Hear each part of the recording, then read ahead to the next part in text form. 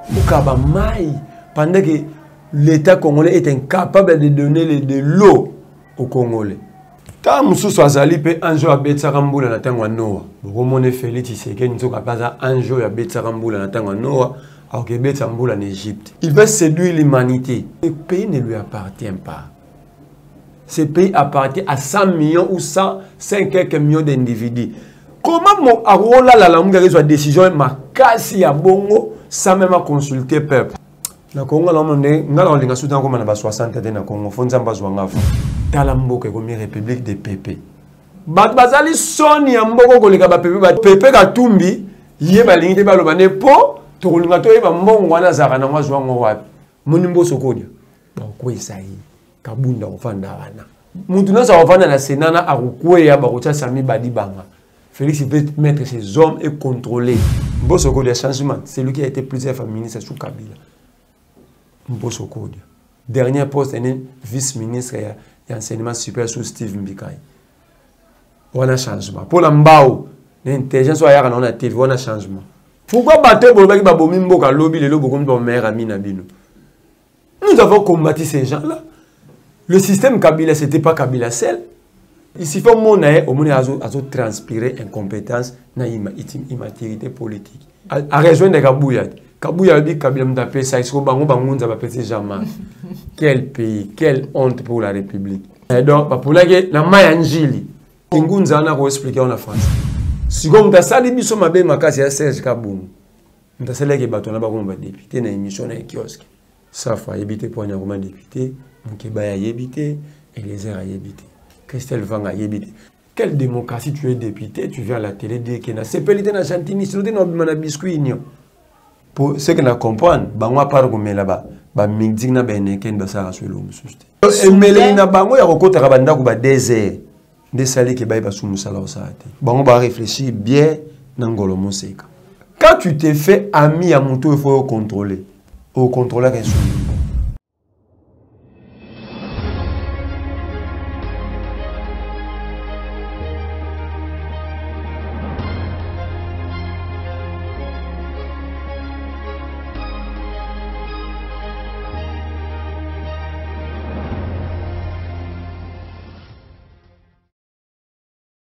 Vous allez belé, Bandeko Balandi, il y a la chaîne de vérité, www.claire télévision, vous allez belé, vous côté ce banda, pour Nabino, Bandeko Balandi, il y a émission vérité de tout côté, Mbote Nabino, merci na Bolingo Nabino, merci na confiance, merci na Tumba. Oh, vous allez apporter na Claire télévision, puis pour Namboka Nabiso, République démocratique du Congo. Le Nazali Nesengo, il y a Kokota Nabanda pour Nabino, tu peux se présenter les bossons Nabino, la numéro est 6 canal de Comarlan, vous. Oyazali bongo mubundeli résistant na binga kaye à défendre ba valeur à ko bunda pona côté les mela banti valeur oyazali ko sala mape ko lega na kati mboka na biso démocratique du Congo ndeye to solo na ye actualité politique congolaise où chaque jour na lo bazali ko faire couler beaucoup d'encre et salive to ko lobela bongo déjà ba congolais mitema ezali ko ninga na kande mati misusu ba kolela to ko lobela yango ba propos topé promesse on de Félix Antoine Tshisekedi ya sali na ba égyptien était à ko résoudre bitumba na ya ba égyptien na ba éthiopien na ma Italie mai to ko sola yango to ko sola pe susu mai ko lega na Sénat et je fasengi to pe pesi na litita mbumba 5 jours pour état ko répondre to pe justifier mai bazali ko lobanae bazali ko accuser ya Sénat sans plus tarder na ko pesa matonomi na popola yo ma caméra, merci Pena Cordon au Pima Afrique, merci à Christian Goupati les référendums autorité morale depuis Paris, sans oublier Jean Mbembe Ouest depuis Paris. Voilà, merci vous, bonjour. Bonjour Maman Joël. Santé na yo boni. Santé za malamu mais nzot santé za malamu molimo za malamu te ko tala mambo ko sama na Congo. Chilombo vraiment abomi donc aende Kabila boma ki yenda ko achevé. Il peut être achevé, à ce qu'on a funérailles, à ce qu'on a des boulots dans le cimetière, pas qu'on a au Congo péninsule. Réaction na lombangu to yebi bato ya mayele bato ya bwanya ba basala ka déjà ba projeta ka basala ka analyse ba mona ka lobby le lingi makambo kozala ba ebisa ki biso yeti 3e guerre mondiale kozala guerre ya maitali mai parce que ma ezali richesse malama kasi monene peut être très important mais ndeko Félix Antoine Tshilombo Tshisekedi alobi na ba égyptien eti pour résoudre problème ya fleuve Nil akopesa bango mai toyebi te bandeko musuba akomutuna babi akomi nzambe akobetisa mbula to pe kozwaka mai ya biso ya fleuve Congo pour apesa bango ta mususu azali pe anjo abetisaka mbula na ntango ya Noa bokomone Félix Tshisekedi nzoka baza anjo abetisaka mbula na ntango ya Noa akobetisa mbula na Égypte to côté ya mausolée Etienne Tshisekedi kuna basala fleuve moko na sima wana boni okozwa eloko oyo yo yebe mutuna makolo te ondi moko kaba yango makambu ya mai oya Congo omonaki donc apparemment Félix aende ko signer bato lumino Kabila kwa sa obanga bidonga na relaxa bino mwana mboka ti bo za mwana mboka osama mabeto sani bo Kabila na za mwana nini Kabila boloba oboloba aza congolais parce qu'il a dirigé le Congo pendant 18 ans Yé kutu Kabila oya sabozo ba na bozo benga étranger sala ya moto Tshilombo osala na 2017 sao Idriss Déby a Tchad aloba ki tokozwa mai na Congo tokozwa yango na nko Kabila pesa eta Tshisekedi Tshilombo pomba abina kopesa yango Égypte pomona ke moto tala lobaka za na vision ata moko te ya kobongisa moko ana vision te ana programme moko te ya société pona moko Maïwana, c'est des milliards de dollars pour l'intérêt à Mboka. Il faut attendre.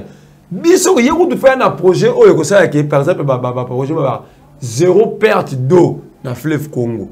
À protéger Yango. Il faut protéger Yango dans le moment venu à guerre à Maï. Surtout que Maï, il y a un prévenir ma vie. Déjà, Congo, c'est la deuxième forêt mondiale pour bénéficier de la honte. Mais le Brésil, pour la conservation de la forêt d'Amazonie. Nous avons l'Équateur, tous raté. À cause des dirigeants incompétents, des dirigeants voleurs. Ils battent donc, on est pas sûr qu'il y ait des vocabulaire. Est-ce que c'est séduction. Il veut séduire l'humanité. Il y a un Kabamaï, Congo Maïbima, n'a pas pompe. Quand il y a résout des problèmes, il coupure deux à rater. Quand il y a un Kabila, il y a un maï. Kuna maï kendara raté. Ah, on a fait une peine. Mathieu Cantine a montré ses limba au Lougamay. Nama Tongue, on a qui ça, na capitaine, na centre-ville. Quartier Kenda, ça, on a matongue. Ça fait 6 mois, maïbimate. Lui, il a de l'eau, il a repéré ça en Égypte, mais il n'a pas de l'eau, il a repéré ça, la matongue cacao. Na salon, on a zakate, na peine. Voilà, on a un quartier qu'on n'a pas bandala, n'a pas lingwala, partout qui s'est maïs à côté, qu'on m'a na courante, maïs à côté. Pour ça, la maïs, il faut n'a courant d'eau. Pour ça, la courant, pardon. Parce que bien, toi, la courante, toi, la maïté, mais Félix a l'eau, a de l'eau. On peut s'Égypte, les Égyptiens, on peut ça. Dans les temps, c'est ça. Photo à Kanga, il y a des bosses, il y a quelques, il y a tout à Camon, même c'est ça, les bons. Au Kaba maïs, pendant que l'État congolais est incapable de donner de l'eau aux Congolais. Mais il y a un eau au Kaba. Est-ce qu'ils ont un échange peut-être? Échange, ce qui échange ça, on peut comprendre. D'abord, ce pays ne lui appartient pas. Ce pays appartient à 100 millions ou 105 quelques millions d'individus. Comment mon arola la langue de décision ma casse à bongo sans même consulter le peuple. Un garant de la nation. Bon fonctionnement des institutions. Bon fonctionnement des institutions. Balobaki motonaye na ministère à santé soit qui mbongo coronavirus. Bon fonctionnement des institutions. Il faut ndaki dans la poche. Tant ou bako ça ba déficit il y a 534 millions dans une année. Dépassement budgétaire à 14,000%. L'histoire humanitaire ça mate. Na présidence de la République. On a un bon fonctionnement, garant bon fonctionnement. Qui bon fonctionnement na ye biso to zanga maya romela, mais ya zana maya européen na Égypte. Qui bon fonctionnement né biso to kufara na est mais ça la militaire routine na Centrafrique. Merci beaucoup réacteur Merlin. Donc Félix a commissaire de la République de l'étranger. Ça veut dire et l'homme République du Congo, comme la République des étrangers. il a l'eau à donner aux Égyptiens, pendant que tu dois la maille à omelater, et à resocolater. Maïka ya pambo ya omelater, ya rolambela, tu as la montée bimarate na ba robinet, awa, a meilleur azana maille à okaba. Azana ba soldat ya routine na Centrafrique, pour nous que tu as paix. Pendant que nous avons plus de 140 groupes armés, plus de 140 groupes armés dans l'Est, Azana soldat routine na te, donc ça veut dire il est le président maintenant pour soutenir l'étranger. Comment la charité bien ordonnée commence par soi-même? Yomo ozana maya européen ça na ba na yote. Ozana c'est na paix européen ça na ba noté. Mais tu as la paix à donner na l'étranger, tu as des lots à donner. Ba mazaka na motema wana ya mawe ya bolingo. Kasi akoma na kaka akwei montaka akwei mais on mboka kitina cortège aye ko secourir nanu. Motema wana eza mutema te yozo benga incompétence eza mutema eza incompétence ya bato entouré aucun président même un président le plus riche au monde sur montana quoi il y a des services aux anasimana président sur qui la na ambulance par corps médical bazana ba rejoindre montana ba tient ambulance ba kena comment président zo tambola accident ça mi président zo kende sur le plan sécuritaire président tel mi sa cortège a quitté soki likambo ye donc yo benga incompétence benga incompétence et générosité c'est de l'incompétence ya bato bana service ya sécurité na ye na protocole no mona ete musuba osola na président chema bo na poche mususu akota kana akota arabe bafandi mususu bakanga photo ba ocha président pour te bakangi photo ba publier incompétence.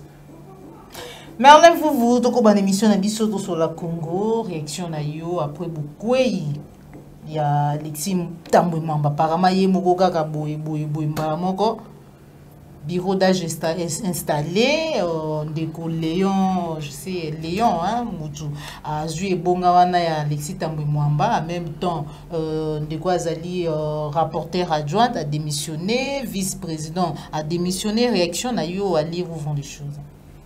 Oyo et comme jungle tout vivre dans la forêt d'Amazonie aux sous République démocratique comme République il y a jungle.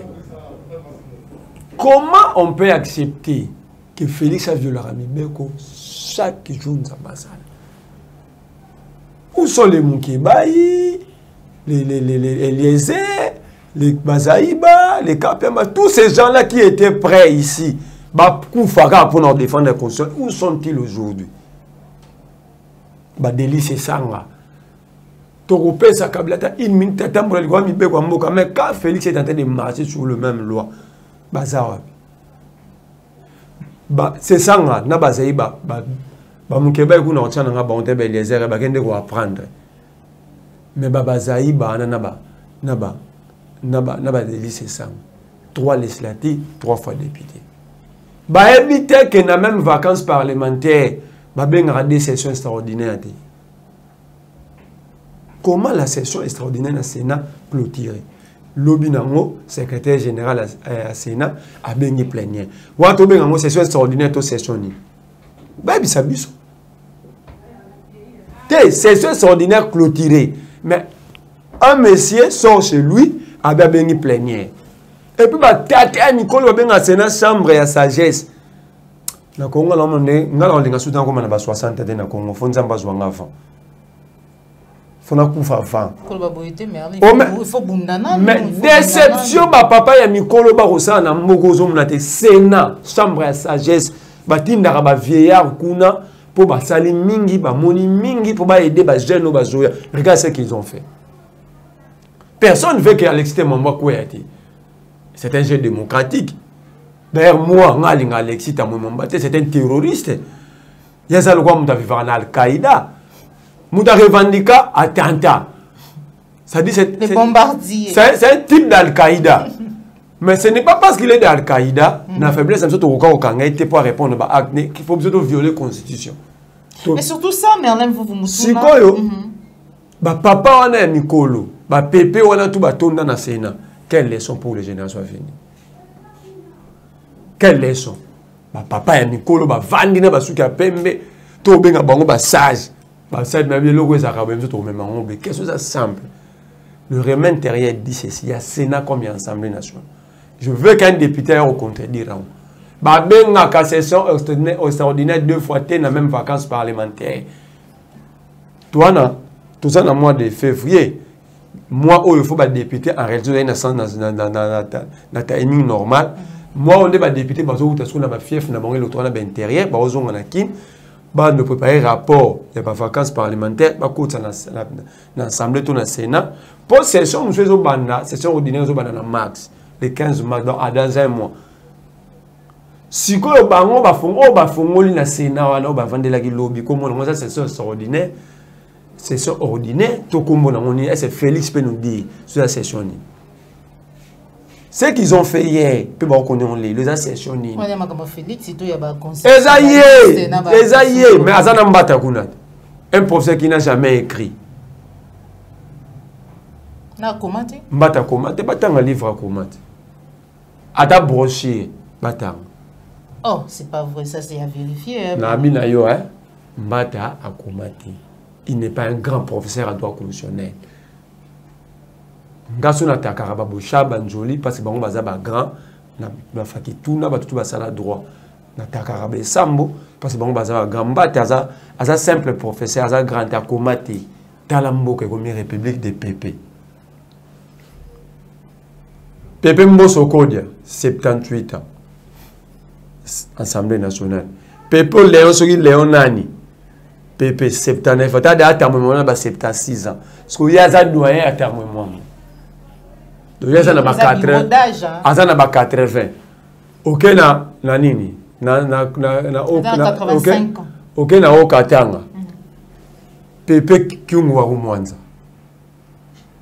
dans République des PP ba Pepe batu ba kosala ba bêtise Boania batu bazali soni ya mboko koleka ba Pepe bateneti papa wana zana Sénat Kyungu Mboso ba Mobutiste déjà qui ont travaillé longtemps avec Mobutu, ba faciliter au kufa ya mboko na Mobutu. Ba yekaka bangwana plusieurs fois ba ministre sous Kabila. Joseph. Ba tant on la ke mboko Kabila bomio maintenant ba Kyungu na ba Mboso Kodia na ba Léon. Ba Katumbi mais bangwana tout ba participer à la gestion ya Katumbi pas comme PP. Mais nabi na au message de APP. Moi, je suis le président de Don Bosco, je suis le président qui vient aux Anan. Il y a PP. Si vous avez PP qui a tombé, il y a une ligne de balobane pour tout le monde. Il y a un monde qui a un j'ai fait faire du TP. Tu as audité dans la biscuit ignoti. Quand on a au côté, tout le souci. Mais non. Baro menacer ma tête pour à côté na biscuit ignote so à côté là ça kolonga mera ya ba incompétent sera côté là lo mo so to so no sera côté lelo de ça na IGF Koufi donc IGF eza arme ya Félix pour menacer batu ba côté union sacrée arme na ti asimbi boy soko boy to ko enquêter donc il est conscient que batu to benga ba iba basala mabe maintenant azo menacer bango pour ba rolakisa ndenga royiba bato wana ba boma ye le wana na bomité ache parce qu'on a fouiné so boyete Julien Paluku 12 ans gouverneur à Nord Kivu massacre tuerie et les gars la professeur Julien Paluku a ça des rapports moi gestion provinciale n'est pendant 12 ans parce que Tala Kabila qui 12 ans c'est comme ça homme de confiance à niveau ni na riche province le quoi Nord Kivu mais Julien Paluku on a au voisin partout na Félix et c'est Félix a tout nié ça qu'on a 12 ans insécurité on est bandagi nini qu'est-ce que tu avais fait rôle d'un état qui patron de la province au jour Félix a tout déjà Julien Paluku oyoka yamu te ye soko lobiga na okota na biscuit nyote ije fabimi mundu kine ya mwala yango wana kombo nango biscuit nyo yoka na biso ko vérité bat ba éviter Félix a l'idée à sa sélection en 2023 ba bemba bakatumbi bobi masusu te so bobimi to wola bino cop na bino boke bo rester boke bo so mbongo kuna après bo ba été Félix biso to za quitté oh le bango pour politique est dynamique asi ba ça peut partir ya François Hollande parti socialiste ba sangana ba Marine Le Pen pour politique est dynamique a ezande ya kimoyibi tamo mambaso abika lelo kanga yango na koti na biscuit union o eske bazongisi na place wa. Donc ça biscuit union yo ko benga union sacrée mo arme siko basimbi kombo nango IGF. Mais IGF a enquêté sur Etienne Longondo, non? La suite Félix peut nous les donner. La suite il y a enquête sur lui, il y a IGF sur la rapport Ezali, IGF a saisi ça même parquet général. Est-ce que le procureur a reçu Sabiso plainte ou on a par IGF sur la gestion finance liée au coronavirus? Et comment niveau ni IGF a reçu Banabiso plainte à salaire dans le parquet général pour la faire 15 millions. Et comment niveau ni IGF a reçu après une enquête à 100 jours. Les déjà africains ça qui n'andeni. Il y a Roban Capteri Timan Sabimandeni. On veut faire chanter tout un peuple dans le combat IGF. Si IGF a la place sur rien, Baba Nanon na batu bana Félix Ouna. Jean Lucien Boussa, IGF vous éviter qu'il y a $10 millions il y a redevance minier. On va payer sur Albert Yuma Bastuka. Et si là quand il y a beaucoup d'alobak à Salaka erreur. Yuma nenga va temps au côté rad isku union be copéci. Donc il faut rien attendre. Félix veut contrôler les institutions de la République pour avoir kunae à contrôler des cours constitutionnels. Donc le but c'est un sale coup politique fait ça terre. Donc il ndebete si ngwana alinya contrôler l'Assemblée nationale monimbo sokodia ba ko isai kabunda ofanda wana. Ba ko isambo sokodia ba ko chaka buni. Muntu na sa ofanda na Sénat na akukwe ya ba ko cha Sami Badibanga. Félix veut mettre ses hommes et contrôler toutes les institutions pour erroser la cour na cette élection té. Batwana ba pour une assemblée na Sénat la cour constitutionnelle. Merci beaucoup Merlin Vouvou Mubundeli Yambuka pour défendre l'intérêt Yambuka naye. Na préciser sous ce qui n'ont pas émission vérité de tous côtés mitune zali angabi ya mizali ya Merlin Vouvou na kusala nanga tant que pandisango réaction na yo Merlin Vouvou komona lobby c'est vrai que tu lobby là qui a mot déjà mais comme ma pona salami non qui vraiment silence et radio et que non na kisasa awa ceux qui les gambo élection le lenge bana mboka ba comment s'intéresser vraiment na maitali politique ko kuta bato mipiko na ba coin ba ko discuter to be ba ko réagir mais quand c'est élection et assemblée nationale silence radio to éviter République démocratique du Congo et communauté école oyo ba ko lekisaka bana o bazali bazo bato pe ba incompétent bala moko ba comme si bango ba excellence toutefois pour passer l'examen moi quand songolo pakala lobby na l'Assemblée nationale baba qui était Jean-Marc Kabunda zaki incompétent bandeko Daniel Safou mbao ba réagit ça mais les autres monika ka bandeko wana mibale ko plébiscité Daniel Jean-Marc Kabunda finalement va voter comme vice-président de l'Assemblée nationale réaction na Kwanga nzala na libumu ba koko epsa biso Jean-Marc Kabunda 7 mois ou a commis compétent na nini a commis compétent na nini pendant que bakwe jonga benga bomba honorable te ba déshonorable comment bolbi que muto a compétent il a manqué le respect na plénière aux souveraine a na compétence té mais besoin c'est ka place là qui est incompétent.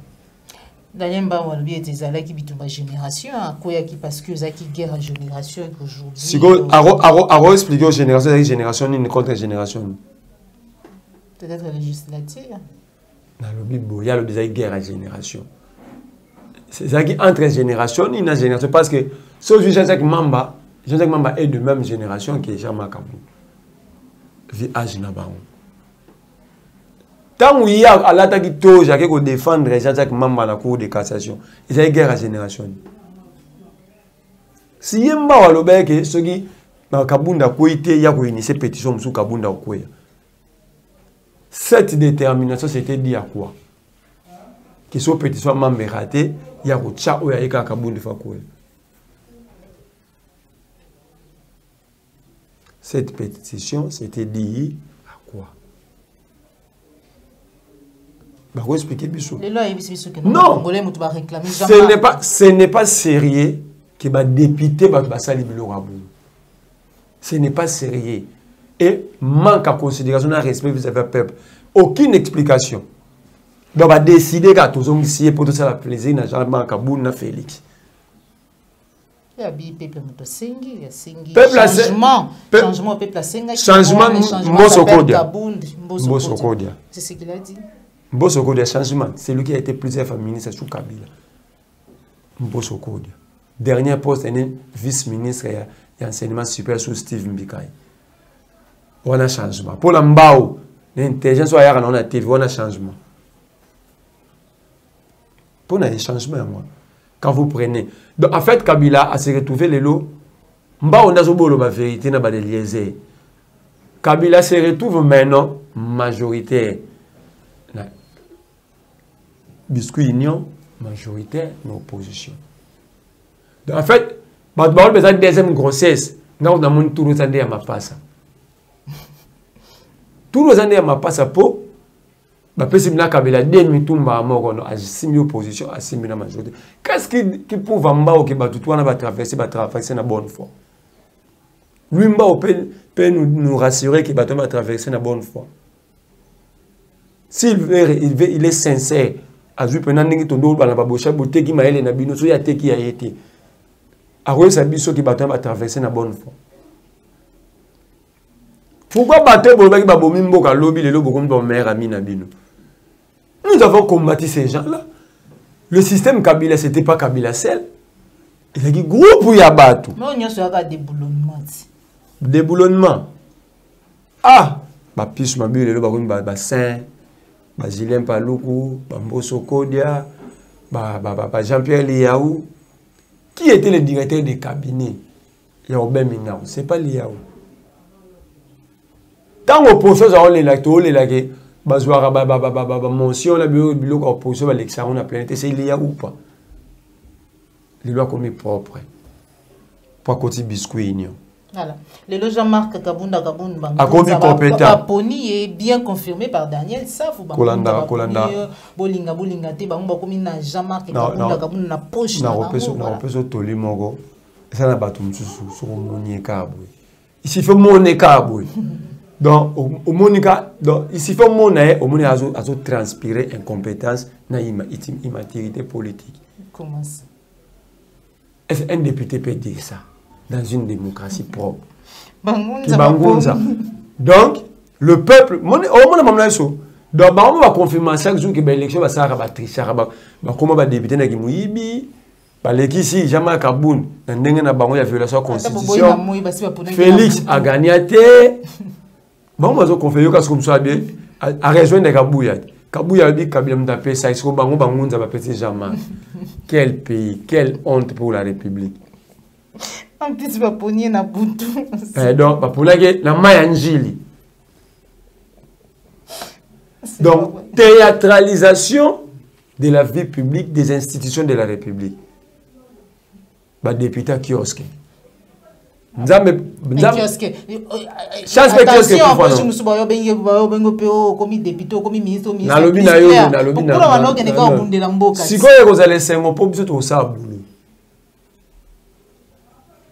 Tout ça boulot. Donc ça théâtre était député comme chef coutumier.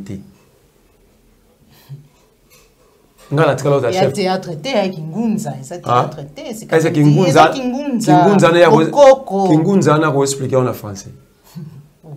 A expliquer on peut ça. Ah ça la peine thèse, té tout boy beaucoup que toi africain dans la culture na biso.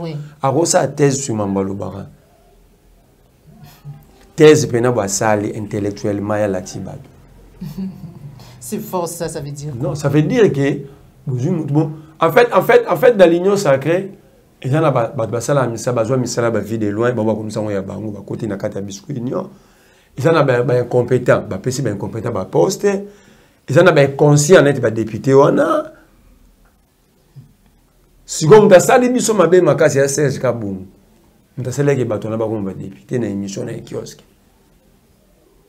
Ah, Claude Serge Kabungu koyoka Merlin Vuvu ya solo wana. Mais là je sais ça fa yebité pour un roman député, Mukeba ya yebité, Eliezer a yebité. Christelle Vanga a yebité. Ba moi ba bazoleka tous les jours na kiosque, même si vous bazoleka ba jour na bango lundi ka yangai. Bango na tangi, qu'est-ce qui ba bisa yu ba sont à koseli bango. Balo basikoyo production parlementaire na baba comme à quel niveau? Ba ça dernier. Bon, il y a Christelle Vanga déjà rendez-vous sur le sommet. Tu retiens les escaliers au matin. Le oiseau qui était dans le tu retiens les escaliers comme la sommet au début si là. Mukeba est député provincial, a évité pour un député provincial. Comment ça? Il se retrouve député pour qu'à l'oba mingi na kiosque. Comment ça? Déjà les lots à tombola mungongo na ye abundaka pona bana kisasa par na yo qui a le gentil ningo bila les lots déjà à la mouille na yo il ne faut pas que ça quoi critique na besoin on a biscuit union il y a menacer à bateau les amis nationaux il y a un député est-ce qu'il pour convoquer gentil ningo dans l'assemblée faut y avoir le bon émission. Alors, il y a tout juridique entre ses mains. Ce que tu as le biso. Ce que tu as la mention, tous les hommes savent que tu as dit. Et que ça a une émission pour inviter. Si tu as mais ce que nous savons, c'est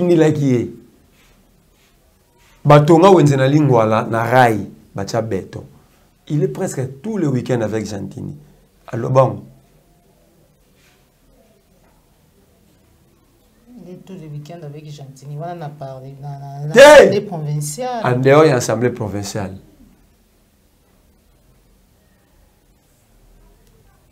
Tous les week-ends, il est avec Gentini. Donc, pour y aller à Gentini, moi, j'étais pour vous pas poste. Quelle démocratie tu es député, tu viens à la télé dire qu'il y a c'est pas l'idée de Gentini, c'est l'idée de biscuit. Union. Et où ça la biscuit union? Tu as les éléments, des instruments. Il a tous les instruments juridiques entre ses propres mains à sa députée. Soit il ne sait pas son travail. Question à tourner, production parlementaire. Et ça, voilà.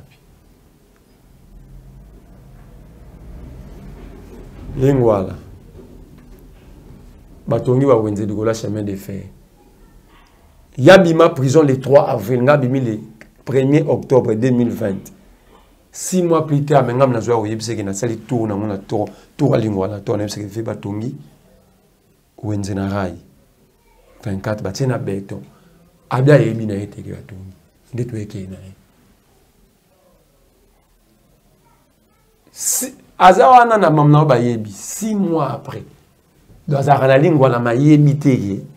Batongi wenze na chemin de fer na circonscription na ye.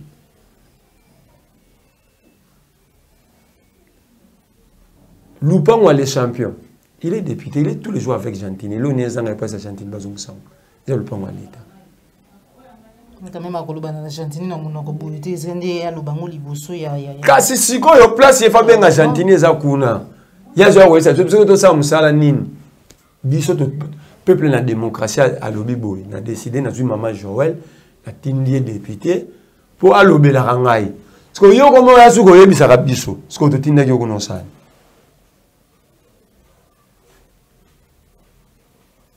Parce que le salaire, bazo lango pona ni.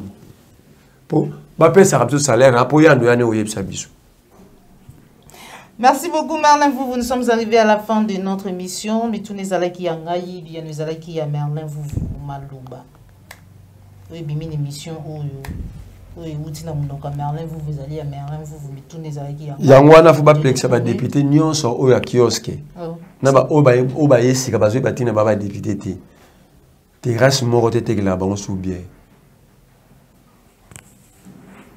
pour ce que na comprendre bango à part comme là-bas ba midi na ben ken ba ça sur l'homme souste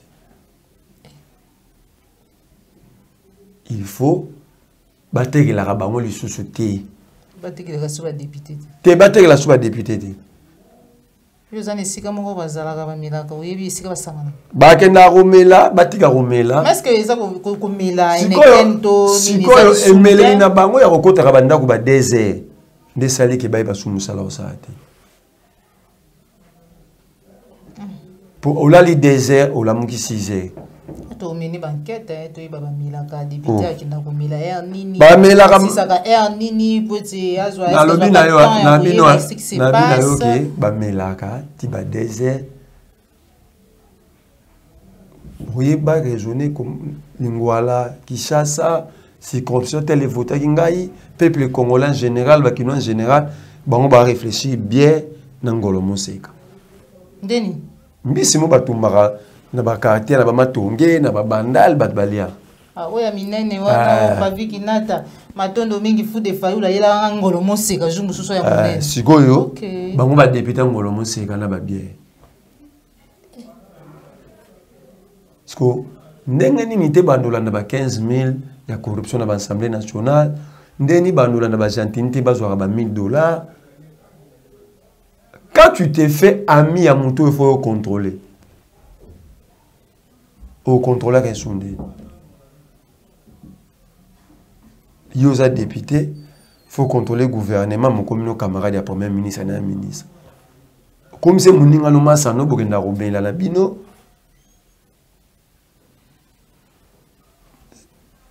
est-ce que c'est normal ba raisonner le pays quand ba raisonner pays quand pendant qui ba na mona bien na ngolo mose. Merci beaucoup. Tu as cette émission à Bisso. Matondo mingi na yo Merlin vous pour nous répondre à l'invitation à Bisso. Et bien tu allez vraiment disponible dans mon agnon surtout bien kakao pour nous faire ça makanisi pour na maïta limboka na Bisso numéro de téléphone pour na baba kozango senga. Numéro de téléphone plus 243 89 31 20 022. Plus 243 89 31 20 022. Voilà. Merci beaucoup na Merlin vous merci na bakongoma nyon so bozaki bilé ya kolanda biso merci na yo paviki nata na kanisi yo futima fu de fayulo oyelanga ngolo musika na eba kombo na ngote ya jumu supeza elinga ngolo musika na koyebisa ba mama wana bateka ba moteka en liboso a paye du peuple na liboso assemblée provinciale à Kinshasa. Ai biso ezaki lengi pour ba député wana balela nguka wana baila bobi mikanda ko travailler ga wana. Merci beaucoup na cordon Pima Afrique, merci na papa la Yombe, merci na Christian Mopate, merci na papa Alphonse Sala depuis Italie, Matondo Mingi na papa Laurent Bongonza depuis France, Matondo na Ndeko Dominique Sanal na Makongolais nyonso bozaki bilé ya kolanda biso. So to kopela cette émission na biso, kutani mbala sima so inkolo bateli biso, so ko sepela une émission partager yango, liker yango, so ezali pe mbala biso landa biso, ko bossa na tiko s'abonner na kati ya la chaîne de vérité. Au revoir.